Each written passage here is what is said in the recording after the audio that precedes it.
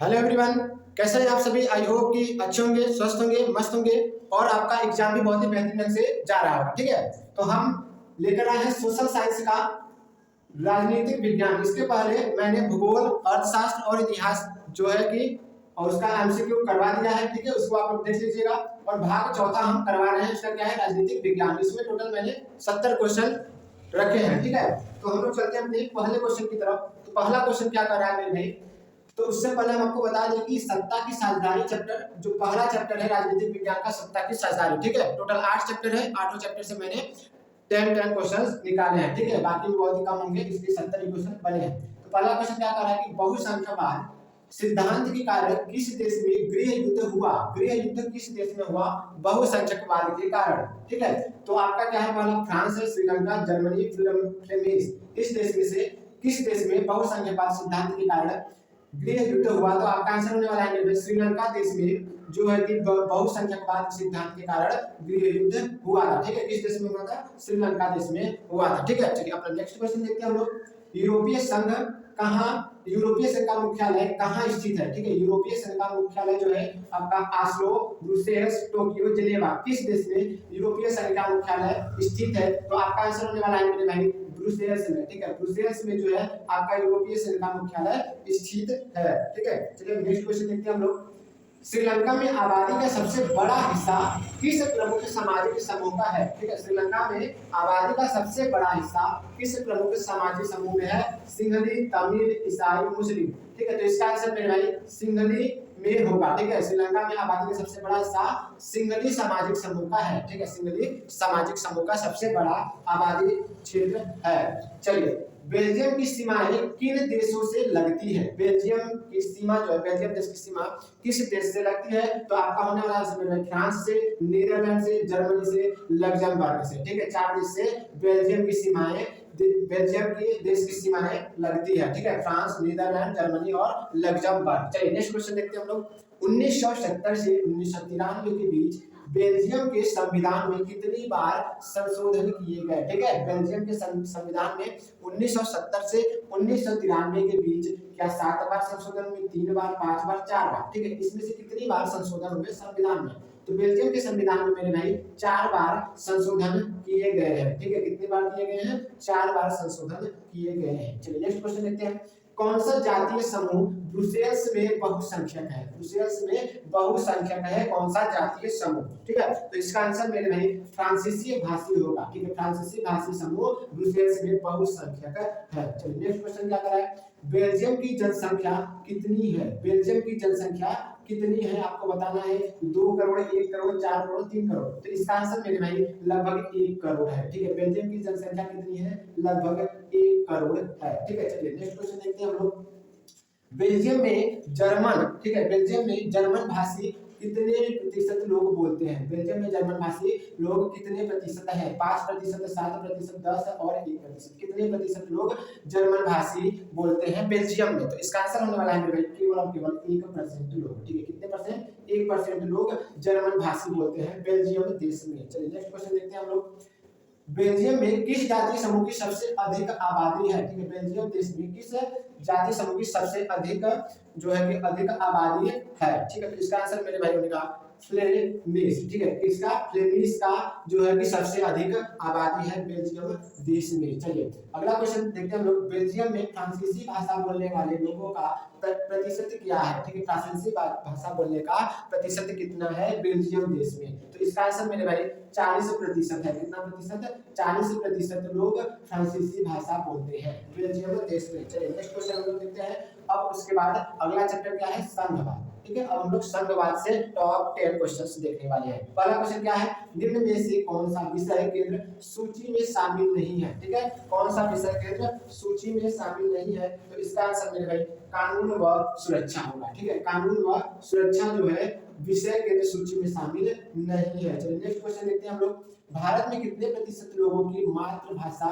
हिंदी है। भारत में कितने प्रतिशत लोगों की मातृभाषा क्या है, हिंदी है। तो 35%, क्या 40%, 42 और 48, कितने प्रतिशत लोग मातृभाषा हिंदी बोलते हैं। तो इसका आंसर होने वाला है 40% लोग भारत में मातृभाषा हिंदी है। ठीक है, कितना 40%। चलिए नेक्स्ट क्वेश्चन क्या है, भारतीय संविधान द्वारा कितनी भाषाओं को अनुसूचित भाषाओं का दर्जा दिया गया है? ठीक है, भारतीय संविधान द्वारा कितनी भाषाओं को अनुसूचित भाषाओं का दर्जा दिया गया है? तो इसका आंसर मेरे भाई 22 भाषाओं का। ठीक है, 22 भाषाओं को अनुसूचित भाषाओं का दर्जा दिया गया है। चलिए नेक्स्ट क्वेश्चन देखते हैं हम लोग। एक ऐसी सरकार जो एक से ज्यादा राजनीतिक पार्टियों द्वारा एक साथ मिलाकर बनाई जाती हो क्या कहलाती है? ठीक है, जो एक से ज्यादा, एक ऐसी सरकार जो एक से ज्यादा राजनीतिक पार्टियों द्वारा एक साथ मिलकर बनाई हो उसे क्या कहते हैं? क्या काम चलाऊ सरकार कहते हैं, स्थायी सरकार, प्रगतिशील सरकार, गठबंधन सरकार? तो मेरे भाई अगर एक से ज्यादा राजनीतिक पार्टियां मिल जाए तो उसको हम लोग गठबंधन सरकार कहते हैं। ठीक है, कौन सा सरकार? गठबंधन सरकार कहते हैं। चलिए नेक्स्ट क्वेश्चन देखते हैं हम लोग। कह रहा है कि केंद्र और राज्यों के बीच जो सत्ता का बंटवारा कितनी सूचियों में किया गया है? ठीक है, केंद्र और राज्यों के बीच जो है सत्ता का बंटवारा कितनी सूचियों में किया गया है? 3 में। ठीक है, 3 सूची, 4, 5, 6। तो इसका आंसर होने वाला है भाई 3 सूचियों में किया गया है। ठीक है, केंद्र और राज्यों के बीच सत्ता का बंटवारा 3 सूचियों में किया गया है। ठीक है, चलिए नेक्स्ट क्वेश्चन देखते हैं हम लोग।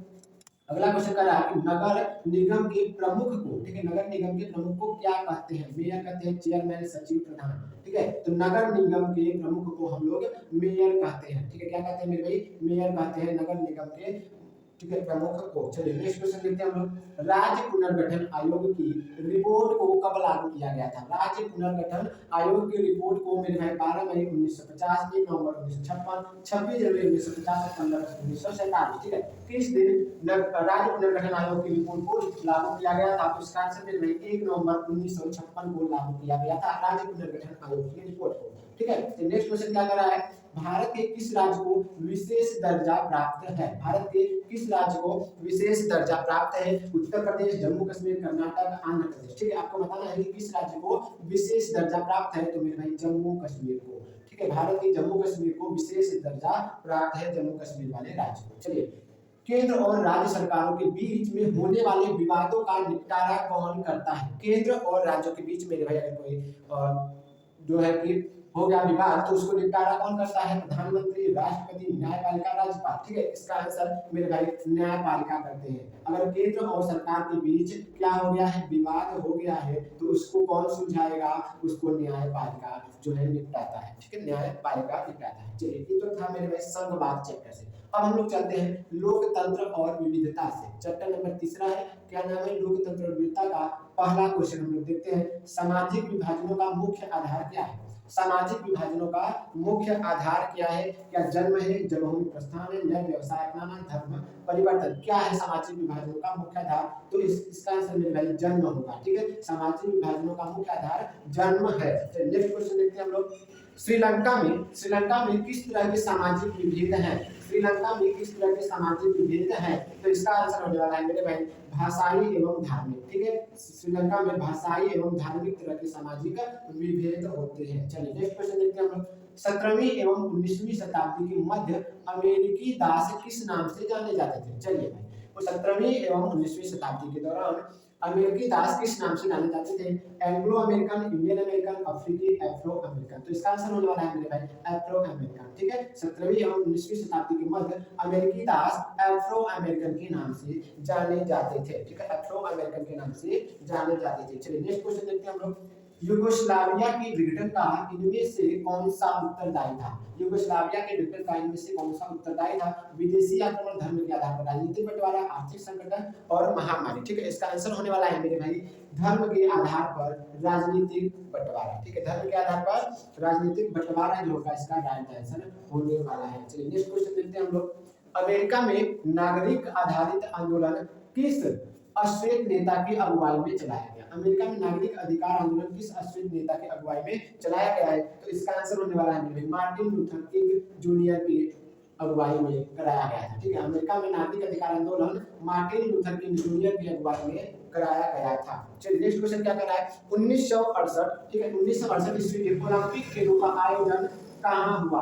1968 ईस्वी के ओलंपिक खेलों का आयोजन मेरे भाई मैक्सिको में हुआ था। ठीक है, कहाँ हुआ था? मैक्सिको में हुआ था। चलिए अगला क्वेश्चन, ये लोकतंत्र और विविधता का लास्ट क्वेश्चन है। ठीक है, क्या कर रहा है कि निम्न में से कौन सा भारत में सामाजिक विभाजन का आधार नहीं है? ठीक है। सामाजिक विभाजन का आधार नहीं है क्या जाति, धर्म, स्वास्थ्य, भाषा। आप किस तरीके से सामाजिक विभाजन का आधार नहीं मानेंगे, तो जाति आपका नहीं होगा, धर्म भी नहीं होगा, भाषा भी नहीं होगा, स्वास्थ्य आपका जो है सामाजिक विभाजन का आधार नहीं है, ठीक है। चलिए नेक्स्ट क्वेश्चन देखते हैं हम लोग, वो भी कहां से, तो जाति, धर्म और लैंगिक मसले। चैप्टर नंबर 4 का पहला क्वेश्चन क्या है, निम्न में से किसका आशय लिंग विभाजन से है, निम्न में से किसका आशय लिंग विभाजन से है, तो इसका आंसर होने वाला है मेरे भाई समाज द्वारा पुरुष तथा महिलाओं के लिए निर्धारित असमान भूमिका जो है आशय इसका लिंग विभाजन से है। चलिए नेक्स्ट क्वेश्चन देखते हैं हम लोग, उस प्रक्रिया को क्या कहते हैं जिसमें लोग ग्रामीण क्षेत्रों से शहरों की ओर पलायन करते हैं, ठीक है। जिसमें ग्रामीण से लोग कहाँ जाते हैं, शहर में जाते हैं, तो इस प्रक्रिया को क्या कहते हैं मेरे भाई,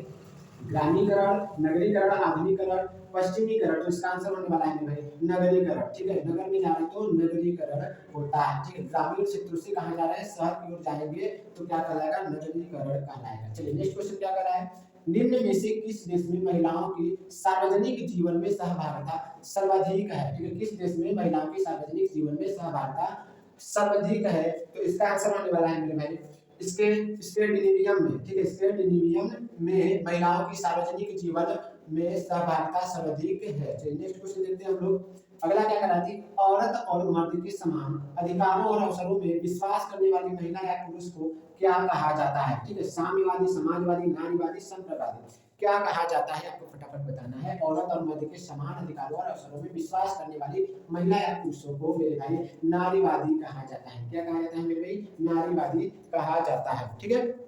चलिए नेक्स्ट क्वेश्चन देखते हैं हम लोग, करा 2001 जनगणना के अनुसार भारत में महिलाओं की साक्षरता दर क्या थी, ठीक है। इसको आप लोग वीवीआई लगा लेना, क्या लगा लेना, वीवीआई लगा लेना, हो सकता है कि क्वेश्चन पेपर आपके ये क्वेश्चन जो है पेपर में छप के रखा हो, ठीक है।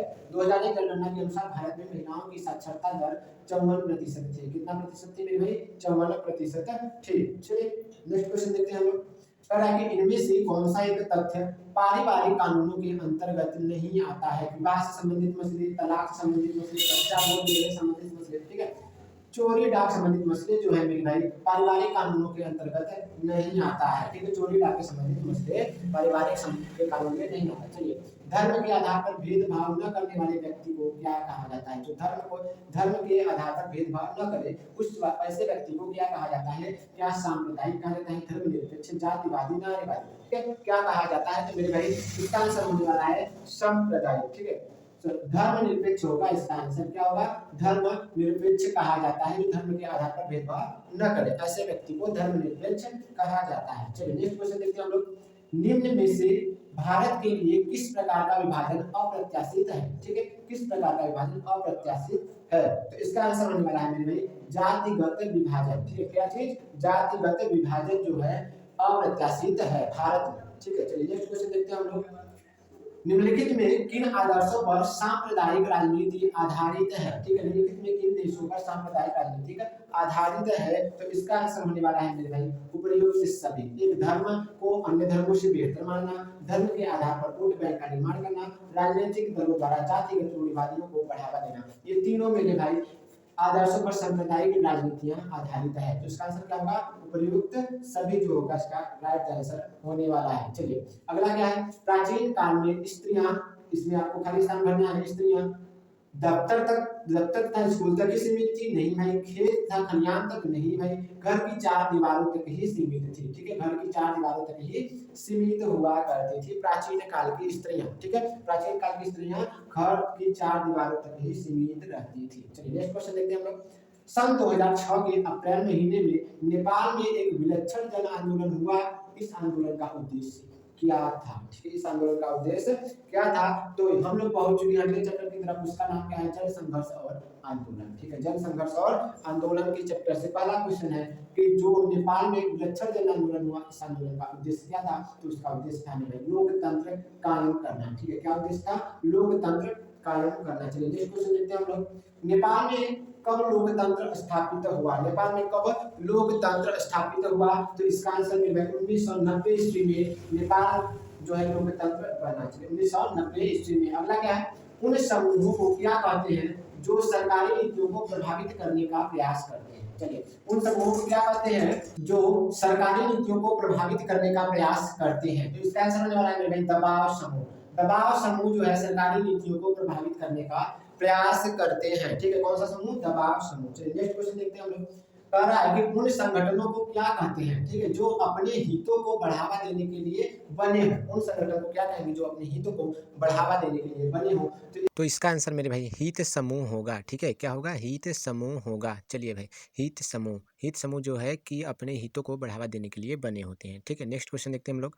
अगला क्या है? बोलीविया का जल युद्ध निम्न में से लोगों का संघर्ष था। ठीक है, जल युद्ध जो था बोलीविया का, निम्न में से ऑप्शन नंबर पहला, बोलीविया में पानी के निजीकरण के खिलाफ राइट आंसर होने वाला है। ठीक है, बोलीविया का जल युद्ध बोलीविया में पानी के निजीकरण के खिलाफ संघर्ष था। चलिए नेक्स्ट क्वेश्चन देखते हैं हम लोग। अगला क्वेश्चन क्या कर रहा है?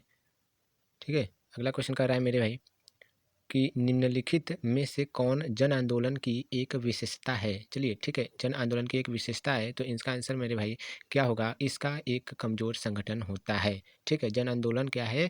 इसका एक कमजोर संगठन होता है। कैसा संगठन मेरे भाई? कमजोर संगठन होता है। ठीक है, चलिए नेक्स्ट क्वेश्चन देखते हैं हम लोग।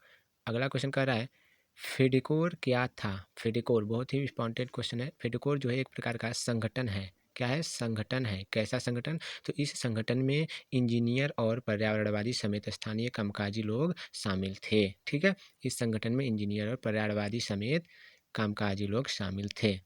फेडेकोर एक प्रकार का संगठन है। चलिए नेक्स्ट क्वेश्चन देखते हैं हम लोग।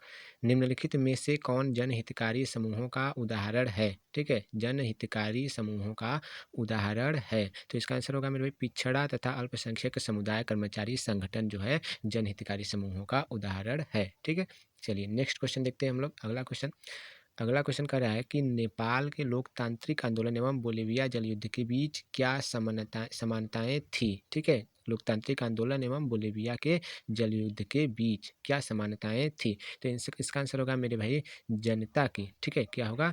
जनता की लामबंदी। ठीक है, ऑप्शन नंबर तीसरा जो होगा करेक्ट होगा। जनता की लामबंदी जो थी लोकतांत्रिक आंदोलन एवं बोलीविया के जल के बीच समानताएं थी। चलिए नेक्स्ट क्वेश्चन देखते हैं हम लोग। किसी देश के लिए कानून बनाने में निर्णायक भूमिका कौन निभाता है? किसी भी देश के लिए जो कानून बनता है उसकी भूमिका कौन निभाता है? तो इसका आंसर होगा मेरे भाई पार्टियां। ऑप्शन नंबर दूसरा राइट द आंसर होगा।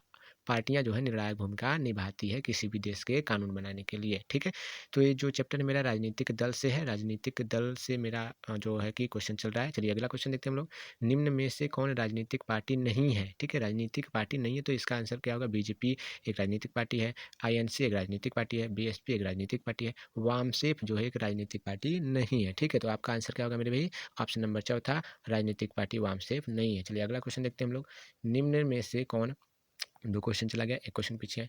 निम्न में से कौन बहुजन समाज पार्टी का संस्थापक है? ठीक है, बहुजन समाज पार्टी का संस्थापक जो है कांसीराम थे हैं। ठीक है, बहुजन समाज पार्टी का संस्थापक कौन है मेरे भाई? कांसीराम है। चलिए अगला क्वेश्चन देखते हैं हम लोग। निम्न में से कौन राष्ट्रीय राजनीति पार्टी नहीं है? बताइए मेरे भाई, निम्न में से कौन राष्ट्रीय राजनीति पार्टी नहीं है? तो इसका आंसर होगा भारतीय जनता पार्टी एक राजनीति पार्टी है, कांग्रेस भी पार्टी है, बहुजन समाज पार्टी ये भी है, समाजवादी पार्टी जो है एक राजनीति पार्टी नहीं है। ऑप्शन नंबर चौथा जो इसका करेक्ट आंसर होगा। ठीक है, समाजवादी एक राष्ट्रीय राजनीति पार्टी नहीं है। चलिए अगला क्वेश्चन देखते हैं।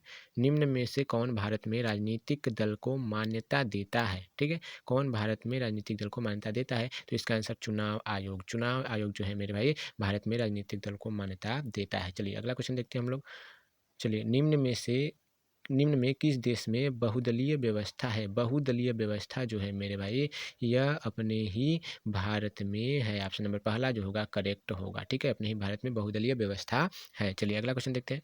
समर्थक का अर्थ ऐसे व्यक्ति से है जो, ठीक है, जो किसी दल के प्रति प्रतिबद्ध है, जो किसी दल के प्रति प्रतिबद्ध है उसको क्या कहते हैं? समर्थक कहते हैं। चलिए नेक्स्ट क्वेश्चन देखते हैं हम लोग। अगला क्वेश्चन क्या कर रहा है? निम्न में किस देश में एक दलीय शासन प्रणाली है? ठीक है, एक दलीय शासन प्रणाली है तो चीन देश में एक दलीय शासन प्रणाली है। ठीक है, चीन देश में एक दलीय शासन प्रणाली है। चलिए अगला क्वेश्चन क्या कर रहा है? निम्न में से किस पार्टी की स्थापना भारतीय जनसंघ को पुनर्जीवित करके की गई थी? ठीक है, किस पार्टी की स्थापना भारतीय जनसंघ को पुनर्जीवित करके की गई थी? तो इसका आंसर मेरे भाई Bharatiya Janata party. Option number तीसरा राइट आंसर होने वाला है। भारतीय जनता पार्टी की स्थापना भारतीय जनसंघ को पुनर्जीवित करके की गई थी। ठीक है, चलिए तो हम लोग अपने अगले क्वेश्चन की तरफ चलते हैं। अगला क्वेश्चन क्या कर रहा है, निम्न में किस देश में दो दलीय शासन व्यवस्था है? दो दलीय शासन व्यवस्था जो है आपका ऑप्शन नंबर चौथा ब्रिटेन देश में है। ब्रिटेन में कैसा है मेरे भाई? दो दलीय शासन व्यवस्था है, दो दलीय। चीन की बात करें तो चीन में एक दलीय शासन व्यवस्था है, ठीक है, एक दलीय। भारत की बात करें तो भारत में बहुदलीय, बहुदलीय, ठीक है। भारत में कैसी व्यवस्था है? बहुदलीय। चलिए फ्रेंड्स, अगला क्वेश्चन देखते हैं हम लोग। अगला क्वेश्चन क्या कर रहा है कि लोकतंत्र, ठीक है, लोकतंत्र के परिणाम चैप्टर से पहला क्वेश्चन है, ठीक है। लोकतंत्र के मूल्यांकन के लिहाज से कोई एक चीज़ लोकतांत्रिक व्यवस्थाओं के अनुरूप नहीं है, ठीक है। तो फटाफट इसका आंसर बताना। तो चलिए बताइए भाई, लिहाज से कोई एक चीज़ लोकतांत्रिक व्यवस्थाओं के अनुरूप नहीं है, क्या इसका आंसर होने वाला है? ऑप्शन नंबर तीसरा, लोगों द्वारा अपने मनमर्जी करने की आज़ादी जो है लोकतांत्रिक व्यवस्थाओं के अनुरूप नहीं है, ठीक है। लोगों द्वारा अपनी मनमर्जी करने की आज़ादी। चलिए, लोकतांत्रिक सरकार होती है, फटाफट बताइए, लोकतांत्रिक सरकार जो होती है उत्तरदायी सरकार होती है, जिम्मेदार सरकार होती है, वैध सरकार होती है, यानी कि उपरोक्त सभी जो होगा आपका आंसर करेक्ट होगा ऑप्शन नंबर चौथा, ठीक है। लोकतांत्रिक सरकार कैसी होती है? उत्तरदायी, जिम्मेदार और वैध सरकार सभी होती हैं। चलिए अगला क्वेश्चन देखते हैं, निम्न में कौन सा तर्क लोकतंत्र के पक्ष में नहीं है? निम्न में से कौन सा तर्क लोकतंत्र के पक्ष में नहीं है? तो इसका आंसर मेरे भाई क्या होने वाला है? ऑप्शन नंबर तीसरा जो होगा, चौथा जो होगा, लोकतंत्र अन्यों की तुलना में अधिक समृद्ध होती है, ठीक है। लोकतंत्र अन्यों की तुलना में अधिक समृद्ध होते हैं, लोकतंत्र के पक्ष में नहीं है। चलिए अगला क्वेश्चन क्या कहता है कि लोकतांत्रिक व्यवस्था के राजनीतिक और सामाजिक असमानताओं के बारे में किए जा गए अध्ययन बताते हैं कि, क्या बताते हैं मेरे भाई? इसका आंसर फटाफट बताना हमें तो ज़रा। चलिए ऑप्शन नंबर इसका जो है कि दूसरा जो होगा राइट आंसर होगा, लोकतांत्रिक व्यवस्थाओं में असमानताएं बनी रहती है, ठीक है। इसके बारे के लिए अध्ययन बताते हैं, लोकतांत्रिक व्यवस्था जो है, लोकतांत्रिक व्यवस्थाओं में असमानताएं बनी रहती है। चलिए अगला क्वेश्चन क्या कह रहा है, विभिन्न लोकतांत्रिक व्यवस्थाओं में निम्न में से कौन सी विशेषताएं सब में पाई जाती है? सब में पाई जाती है। तो इसका पहला ऑप्शन क्या है? उनके औपचारिक संविधान होते हैं, उनके राजनीतिक दल होते हैं, ये नागरिकों के अधिकारों की गारंटी लेते हैं, यानी कि मेरे भाई ये तीनों जो हैं आपके राइट आंसर होने वाले हैं। ऑप्शन नंबर चौथा जो होगा करेक्ट है। विभिन्न लोकतांत्रिक व्यवस्थाओं में निम्न में, ठीक है, तीनों में से विशेषता सब पाई जाती है। चलिए अगला क्वेश्चन क्या कर रहा है कि निम्न में से कौन सी बात अलोकतांत्रिक सरकार में नहीं पाई जाती है? कौन सी बात ऐसी है जो अलोकतांत्रिक सरकार में नहीं पाई जाती है, ठीक है। तो इसका आंसर मेरे भाई क्या होगा? फटाफट बताना। ऑप्शन नंबर 1 2 3 4, ठीक है। तो इसका आंसर होगा पारदर्शिता। क्या होगा मेरे भाई? पारदर्शिता जो है अलोकतांत्रिक सरकार में नहीं पाई जाती है। चलिए अगला क्वेश्चन देखते हैं हम लोग। अगला क्वेश्चन कह रहा है कि लोकतांत्रिक व्यवस्थाओं ने निम्न में से किसको सफलतापूर्वक हटा दिया है? बताइए मेरे भाई, लोकतांत्रिक व्यवस्था ने निम्न में से किसको, तो राजनीतिक असमानता को सफलतापूर्वक हटा दिया है। ऑप्शन नंबर पहला करेक्ट होगा, ठीक है। लोकतांत्रिक व्यवस्था ने राजनीतिक असमता को सफलतापूर्वक हटा दिया। चलिए भाई, अब हम लोग चलते हैं अपने लास्ट चैप्टर से। चैप्टर का नाम है लोकतंत्र के चुनौतियाँ, ठीक है। लोकतंत्र के चुनौतियाँ का पहला क्वेश्चन है मेरे भाई, निम्न में से कौन लोकतंत्र के विस्तार के लिए चुनौती है? फटाफट बताइए, निम्न में से कौन लोकतंत्र के विस्तार के लिए चुनौती है? तो इसका आंसर होने वाला है मेरे भाई ऑप्शन नंबर 1 2 3 4 में से दूसरा जो होगा राइट आंसर होगा, स्थानीय सरकारों को अधिक शक्ति जो है लोकतंत्र के विस्तार के लिए चुनौती है, ठीक है। अगला क्वेश्चन क्या है, प्रत्येक स्थापित लोकतंत्र के समक्ष होती है, प्रत्येक स्थापित लोकतंत्र के समक्ष होती हैं। तो इसका आंसर क्या होगा मेरे भाई? विस्तार चुनौती। विस्तार चुनौती जो है प्रत्येक स्थापित लोकतंत्र के समक्ष होती है, ठीक है। अगला क्वेश्चन क्या है, लोगों को राजनीतिक सुधार लागू करने में सशक्त बनाने वाला कौन सा अधिनियम श्रेष्ठतम है? फटाफट बताइए, लोगों को राजनीतिक सुधार लागू करने के में सशक्त बनाने वाला सूचना का अधिकार जो है मेरे भाई अधिक सक्षम है लोगों को राजनीतिक सुधार लागू करने में, ठीक है। सूचना का अधिकार राइट आंसर होगा। चलिए अगला क्वेश्चन क्या है, निम्न में से कौन सा तरीका किसी लोकतंत्र में राजनीतिक सुधार वाले लाने के लिए बेहतर है? राजनीतिक सुधार लाने के लिए बेहतर है, निम्न में से कौन तरीका? 4 तरीका आपके सामने है, इसमें से आंसर होगा मेरे भाई लोगों का सशक्तिकरण, ठीक है। लोगों का सशक्तिकरण जो है वो लोकतंत्र में राजनीतिक सुधार लाने के लिए बेहतर है। चलिए अगला क्वेश्चन क्या है, निम्न में कौन सी स्थिति एक अच्छे लोकतंत्र के लिए अपेक्षित है? ठीक है, कौन सी स्थिति है इसमें अच्छे लोकतंत्र के लिए आवश्यक है? तो वोट देने का अधिकार प्राप्त करना। ऑप्शन नंबर चौथा राइट आंसर होने वाला है, ठीक है। तो यहाँ तक जो थे मेरे राजनीतिक विज्ञान के टॉप 70 क्वेश्चंस थे। तो मेरे भाई मिलते हैं अपने नेक्स्ट वीडियो में, तब तक के लिए जय हिंद।